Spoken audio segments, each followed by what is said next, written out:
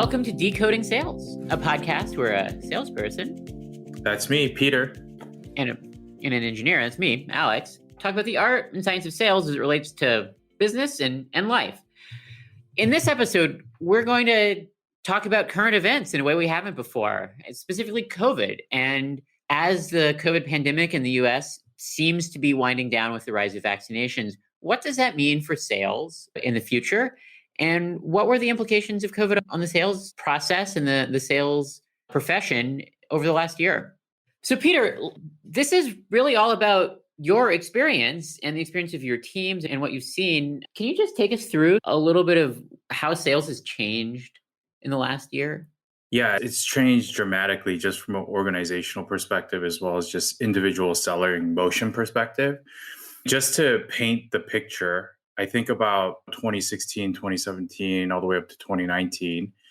It used to be very common that we were going in person to meet with our customers, especially at larger enterprises. So in that context, you have the pre-meeting prep that you do with your team in the office, then you have the meeting, and then you have the post-meeting follow-up. Now it's all video calls all day long, and it's all about efficiency in your day. So you're stacking video calls back to back to back. You don't really have that in-person connection that you might have had with your team as well as with your customer. So I think the way in which you creatively collaborate and try and keep your energy up in a virtual environment has been very interesting to see. Very, very difficult and challenging, I would say. So what has been the impact of that? Has business been better or worse? It sounds like it's more difficult, but yeah, good or bad? Yeah, so I think there's good and bad. For our company, we actually launched during the height of COVID. We launched last July. So we actually never had a pre-COVID environment for our company, which is fascinating. If we had sales at Twingate before COVID, what that would have been like probably would have been a lot more in-person driven because we are an enterprise platform. I think also right now with Twingate and other companies, it's all video calls. And because you're able to do something while sitting in your home office or within a single place in the world, I think you're probably much more efficient, which is the good part. You're able to actually stack your calendar with meetings that you wouldn't have been able to if you were shuttling yourself physically from one place to another. Now, the negative side effects to that is that you're back to back in meetings and you're back to back in first dates, I like to say. And regardless of how the meeting before goes, you have to immediately shed yourself of the emotions of that previous call and jump into a happy-go-lucky pitch of your product. Otherwise, you seem like you're not passionate or you're not believing the mission of your company, right? If you had a negative call and you bring that into your next call. So I think it's forced people to mentally switch their disposition quickly and do it in a way where they're trying to show and trying to make up for what traditionally you would be able to convey in an in-person meeting as it relates to emotions and passion and whatever else you used to do in sales. Reminds me a little bit of when I was a engineering director at Dropbox. I would just have back-to-back meetings, and that's kind of a skill you develop, is being able to switch from meeting to meeting without the previous meeting hanging over you too much, and you do get tired at the end of the day. Well, I'm really curious to dive into this more. I mean, first of all, does the efficiency gain show up in the numbers? Like, does it show up as like a fatter pipeline or as a shorter time to close because you're not delayed by physically traveling and things like that? Again, I have the lens of working at Twingate. I do think if I were to be at another company, you would probably see that actually, because folks are forced to do everything virtually. So because you're actually able to get back to people within a few hours as compared to a few days, and the office and where you are physically isn't a barrier to having you communicate, I do think the sales cycles are likely a little bit shorter. Now, that also means that on the buyer side, they're likely also dealing with a lot more sales teams as well. So I think it's TBD to see what will happen in terms of scaled out numbers broadly across all companies. My gut reaction is that yes, likely in the short to medium term, there has been this efficiency gain of being able to funnel deals through processes faster because you're doing everything virtually. When back before COVID, like how many of these first dates would you end up on a day? So yeah, back before COVID, it depends. Sometimes you're going to a specific location, you might have two. because you have one in the morning, you break for lunch after you debrief that meeting, and then you have one in the afternoon. Sometimes it's one every couple days because folks are not able to physically meet with you in the ways that they're able to virtually accommodate and be flexible with your schedule. Now we're talking like I'm getting on 8 to 9 calls a day, internal and external combined. What you're describing is almost like a 10x difference in terms of volume. Yeah, huge increase in volume. Now, I will say the quality of the meetings, depending on the seller, depending on the sales team and the approach, they may have gone down because there's buyer fatigue of getting on all these calls. Oftentimes, too, there's multiple people on these calls. And it's etiquette for the sales teams to have their cameras on so people can see their reaction. But it's not like that when you're buying software. Just because you have your camera off, it doesn't mean that you're rude as a buyer, but as a seller, it can be viewed that way. So, in terms of quality, it'd be interesting to see what other people feel, but I hate the meetings where I'm on video and my potential sellers are not, because it's impossible, virtually impossible to figure out exactly what they're thinking, what they're feeling. And that's why in-person meetings have been so successful in the past and even currently, because you can actually see a person tense up or relax or be happy or be interested, engaged in a specific point you're making. Being able to recreate that in video environments, virtual environments is a difficult challenge, something that I think the best sales teams can still gain out of a meeting, but extremely, extremely difficult. So what do you think is going to happen post, as, again, we're countries getting vaccinated, hopefully there won't be new strains. Where do you see sales evolving? Yeah, I think it's going to be a hybrid environment. I think folks will start to meet in person, but I think it's not going to be a requirement. I also think that because of COVID, most folks are distributed. So unless you can catch the entire group of consensus driven buyers in a single location at a very specific point in time, in-person meetings aren't going to be these huge board style meetings. They're likely more going to be the sales team going out to the champion because the champion lives in Denver, but the headquarters is in New York, and trying to get more back channel information on the process of the deal rather than having these huge formal presentations. I think the huge formal presentations will still happen, but I think they will likely be reserved for the cream of the crop in the pipeline of a sales process. And what do you think this means for the ability of business to move forward? Do you think this is going to be like net good or bad on the whole for sales and getting people the software and services that they're looking for? Yeah, I think net it's actually going to be positive because I think it's going to force sales teams to prioritize folks who are actually close to buying or who are actually engaged, because it's no longer going to be the case where you can just go out to a city and spend $10,000 across 2 or 3 people over a few days and not have any revenue come from that. That was common, but I think now sales teams have adapted enough where the initial meeting, they can get the quality and qualify the lead. And then to get deeper, going in person, I think will be valuable, but I don't think it'll be necessary for the first couple interactions. In other words, it sounds like the cost of sales will go down because there won't be nearly as much travel.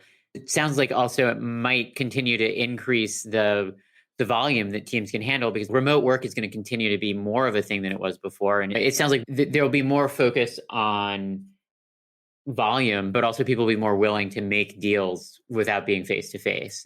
People are getting more comfortable at a different type of decision making that might be a little bit more efficient. Yeah, and I think relationship building will actually shift towards the post-sales world as well. I don't know if the cost of sale will decrease overall. It could actually remain the same, but I think where you spend on the relationship will change. I think there used to be this notion that you could spend more upfront on the relationship to try and convince and really sell the story. My thesis is that there's enough storytelling that's happening virtually where folks are getting used to doing that on the first call. And when there's interest, like I said, you travel to see the prospect. And when the prospect actually becomes a customer, I think there's going to be more things like community building events, customer events that companies are going to want to do, because I think folks are thirsting for genuine human interaction, but not necessarily in a first date type of sense, but more like long-term relationship building. And I also think indirectly, those post-sales customer relationships will impact the overall pre-sales pipeline. Because what I'm seeing right now is a lot of our existing customers are starting to actually become beacons of our platform. They are starting to say, hey, you should meet with Peter because we had a great experience. So I think there'll be the shift to genuine, authentic relationships of existing customers turning into opportunities where you don't necessarily need to build opportunities just by going to a customer site on the first meeting. That's really interesting. It sort of maps to the whole story you see with like software and technology and jobs, where technology can replace the repetitive human labor that's not very human, and let people focus on the parts that are their specialty. And what you're describing is replacing the like annoying manual labor of traveling to visit somewhat low propensity leads to instead investing in building the deeper relationships. And that's kind of neat, actually. That pattern shows up here as well. And maybe that's an acceleration. Sometimes things have accelerated over the COVID era in certain ways, trends, and maybe this is one of them. I think there's going to be this explosion like later this year and early next year of consumer travel, but also business travel, but not business travel to meet a company. I think it's going to be business travel to go to these customer conferences. I bet you all the top SaaS players and even startups like us, we're thinking about this, are going to think about what is a hub of an event where we can bring together our community in a safe way and have it be an opportunity to get out of the COVID era, but also really continue the relationship that you started virtually. That makes a lot of sense. Do you think that this profile of the optimal salesperson will shift at all as a result of this? Like, are there different skill sets that are being like highlighted here that you think are going to continue to be more important going forward? Yeah, I think the optimal salesperson has shifted probably more towards the hustler, the gritty person who does prioritize turnaround time and can actually move quickly and also adapt quickly as well. It's not okay anymore to wait 2 days to follow up on a call that happened. Waiting several hours feels like it's a few days now, right? It used to be acceptable that you have a meeting and then the next day or maybe several hours later, you wrap up the meeting and things just were moving a lot slower. Now I think it's more about speed. Like, okay, you get off a call with a prospect. How quickly can you as an individual get back to that meeting without having to talk to your sales engineer, to your CEO, to your product officer? How are you facilitating that? Because you got to understand, because everybody's virtual, they have the luxury of time and turnaround time right now. So people who can optimize for that and really capitalize on that in an authentic, genuine way, I think have a leg up. The other thing too, I'm hearing a lot. One of the things we pride ourselves on is you don't need to get on a 3-hour call with us to set up your account. I can't tell you how many times we get on calls where folks are talking about our competitors saying, yeah, actually, this was a very refreshing experience because I actually have not got on a call to set up my account with your competitor because they're asking for 2.5 hours of my time. So I think that used to be okay because those 2.5 hours were likely maybe in person. There's a lot going on there. But now folks are optimizing for speed on the buying side too. Nobody has time to spend more than an hour with a vendor. So I think the folks who can adapt to that world are having a leg up and will continue to have that advantage in this new hybrid world as well. In other words, it sounds like working remote has sped up cycle times on everything because there's fewer delays and expectations of things that are going to cause delays. And so now everyone feels really busy. Yeah, exactly. Yeah. And, I talk about efficiency, but I think the other part of the next generation of seller is going to be how you can actually be as direct and authentic as possible. Because the other implication of not having enough time is that you need to get answers quickly. So I think the folks who can on a call comfortably say, hey, Alex, is this going to happen or not? Or last week I actually said, because it was the third call we had with this unit of team members and they still didn't have budget secured, I literally just verbatim said, hey, I'm just going to address the elephant in the room. Is this going to happen or not? Because we want to be respectful of your time and our time as well.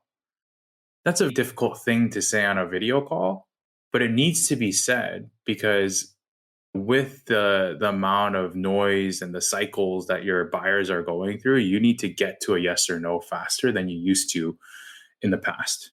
Where have we seen this theme about authenticity in sales before? I feel like I've heard it from someone. I had to put it in there again because it is a cornerstone, I think, to the new age of sales. Do you think there's going to be a backlash? I feel like a lot of the things you're describing are things that make businesses more efficient and make the lives of salespeople more difficult. And usually, when technology does things like that, it leads to a reaction of some kind. So, what do you foresee at the human side of sales and how are people going to interact with this new environment? That is such a great question. I think there is a backlash forming. I mean, even with myself and my teams, I can sense a little bit of burnout because I think what's happened is that with COVID, everybody has an excuse to delay things. In fact, in the last couple of weeks, my team has gotten probably 10 to 15 emails saying they needed to reschedule calls because of their second dose side effects of the vaccine. But there's no world where a salesperson reaches out to a prospect where they're trying to sell the company to say, hey, I'm feeling bad today. Can we reschedule the call? That's just like no world where that happens. In fact, I had COVID in December, as you know. I was taking calls, like 8 to 9 calls a day while I had COVID, and I was getting on mute to cough. But there's no world where it was appropriate for me to just delay my deal cycles for 2 weeks. Now, of course, our team is empathetic, and I'm sure like we could have figured something out, but it's just not built into the etiquette where salespeople can take a break because of the pandemic. And so backlash, I do think there will be an implication here. I think a lot of salespeople are mentally burnt out. I think a lot of salespeople are physically drained. I think a lot of salespeople are working until 1 a.m., waking up at 5 a.m., trying to actually figure out how to, address their pipeline while still trying to maintain their personal lives. And it'll be interesting to see what happens. I can tell you that it's something that I think about constantly because I haven't had great work-life balance. I have to always be reminded by my wife that, hey, you are actually draining hours out of our family time too, because your office is 6 feet away from our kitchen. And that doesn't necessarily mean that I'm going to the kitchen as often as I should. It means that I'm just in my office. Well, so maybe this is getting a little speculative here, but whenever there's a backlash, whenever there's sort of this kind of burnout, you can look at it this two ways. One is that this is a bad thing, which obviously it's probably stressing out a lot of people, so that's bad, but it's also an opportunity, which is an opportunity to find solutions. So what do you think the answer is here? How do you keep the good parts?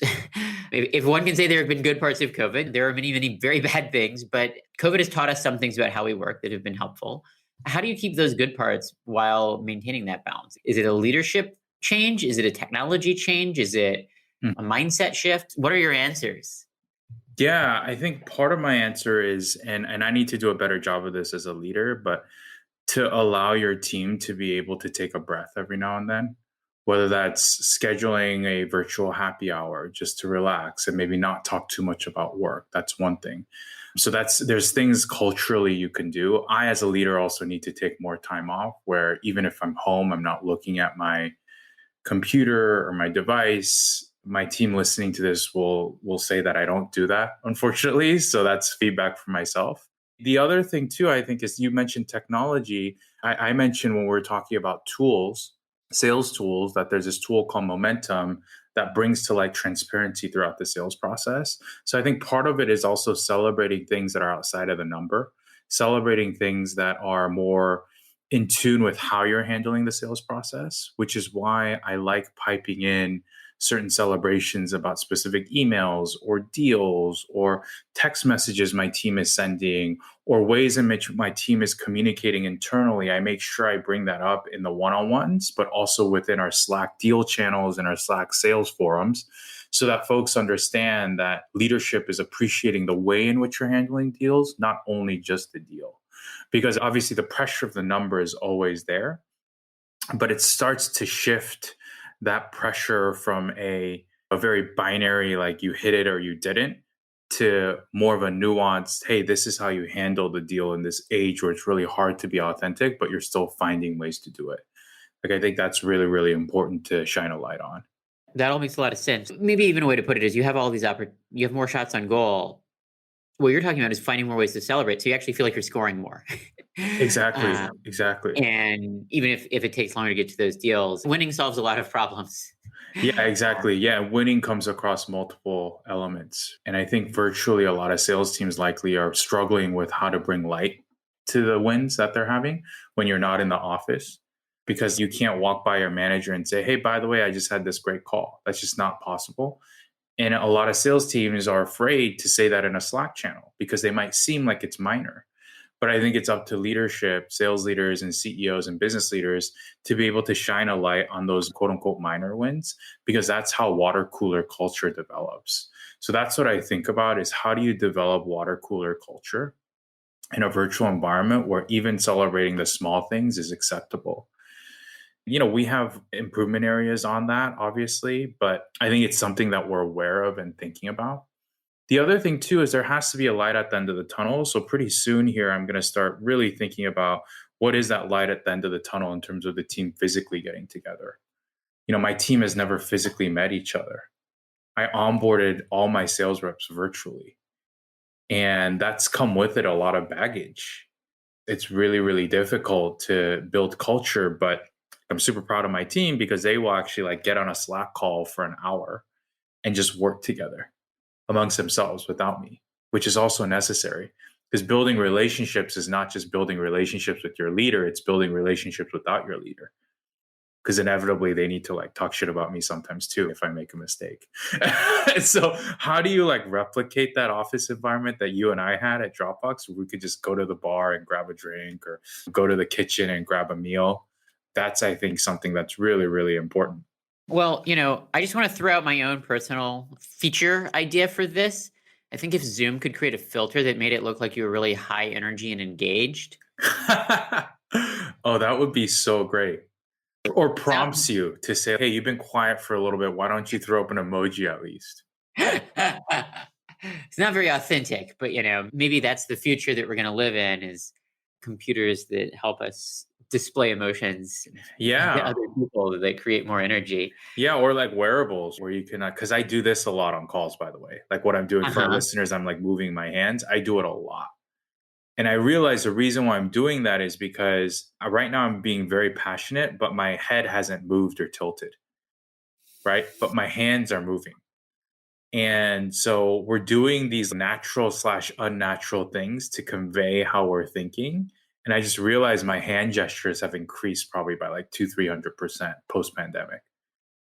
I feel like there's probably some jokes in here about like cultural shifts. You always hear about like a sort of Italians speaking with their hands. And, Yeah, yeah. It'd be really interesting. Like salespeople probably talk with their hands a lot more now.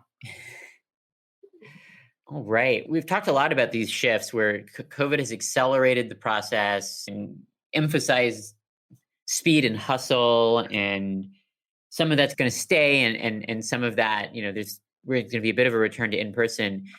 How are you preparing your team for this? Yeah, the way that I'm preparing my team actually is it's funny you asked that is I actually talk about in our one-on-ones and even our team meetings, hey, this is the in-person parallel to what I'm asking you to do. So when I say you should send an email to 8 people and then immediately send an email just to your champion, that's analogous to you having a meeting with the group and then in person having the foresight to schedule a one-on-one right after the meeting just with your champion, whether it's at a coffee shop or somewhere else. So the way that I'm prepping my team is trying to draw the virtual situations to in person and also getting them excited about that. Because you can tell that folks get excited when you talk about, hey, this is the boardroom style sale, but we're just doing it virtually right now. And, I bring in stories about, hey, this is what happened at NBC. This is what happened at News Corp. I came into the room and on my right, there was a CIO, left, there was a CISO. Right now on our calls, we have all these personas. They're just virtual. So in person, what I would do is actually I would lean over to the person who I want to address and ask them a question. So on a virtual call, you need to do that. You just need to do that by calling out that person's name. But it's still very transferable. You're like air traffic controller for the sale and deal process. And then the other way I get folks excited is like, hey, yeah, and you and I will, after the meeting, sit down over beers or coffee or a meal and we'll talk through the meeting. And so more and more, I'm trying to do follow-ups to the call to be able to debrief. I mentioned that we're back to back to back to back. I'm trying actually now to step back a little bit, have some buffer, and actually set up meetings on calendar that are just about a specific call that happened. So that's how I'm prepping my team, is to try and, even if we're still virtual, incorporate the in-person philosophies and the in-person motions, both internally and externally, that were there back in like the 2010s. That makes a lot of sense. I like those analogies. So your team is learning not just in a virtual environment what to do, but also when things return, they'll be more prepared for that, and also starting to enter some of that rhythm a little bit more. Exactly. Yeah. The intent is the same of what you're doing, right? Virtually as what you would do in person. So it's just making sure they understand it's actually the same mindset, just different channels. I'm just imagining now that like the business trips are going to be even more stressful because people are still going to be expecting those fast turnarounds while you're traveling and things like Yes. that. Like those expectations aren't going to go away. It's just going to be harder to meet unless you can really figure out how to be efficient with That's exactly right. Yeah, I with think that. about when I went to New York for business trips, I would actually, right after the meeting, go to a coffee shop and do my follow ups. But I think that's just going to be like normal now. Whereas you could like take a breather, but now you're just going to have to figure out ways, to your point, be efficient and get back to people because expectations are now set at a high bar.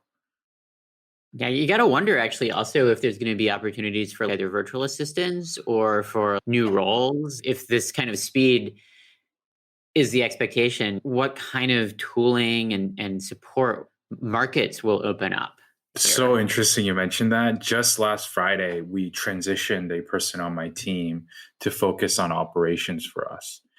Now, there always has been sales operations, but sales operations has been traditionally like calculating commissions, looking at your CRM and looking at the numbers.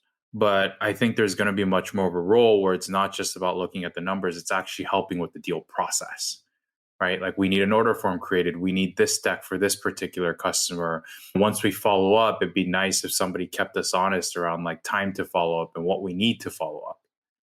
So it's so interesting you mentioned. I do think there's going to be a shift and roles around like customer operations, not sales operations, where you're actually helping the entire team reduce friction to get to a deal. And traditionally, I think agencies have had this account coordinator type role, but I think even like startups will need to demand it because they're going to be relied on to act the fastest and follow up the fastest because they don't have a brand. They're not well established in the space that they're selling into. I'm curious if you've seen any startups out there that are trying to address this need yet, or if this is still a sort of a fertile opportunity for people. I don't think that there's a startup that's squarely focusing on just that. I think Momentum is trying to get there actually because they are trying to automate a lot of the CRM process. But I think there's still an opportunity for them and anyone to focus on the entire deal flow from start to finish. And so I do think there's an opportunity there. Maybe you and I will build that company, Alex. We'll see. Oh, well, maybe we need to cut this part so that our ideas don't get stolen. Exactly.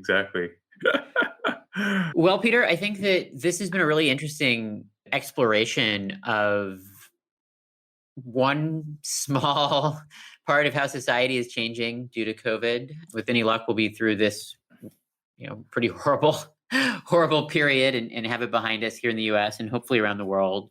Well, there's a lot of work there to do. And we will continue, I think, to see these themes of the human elements of sales really putting a lot of pressure and demands on the humans who are on the other side. Yeah, but there is a light at the end of the tunnel and lots of opportunities.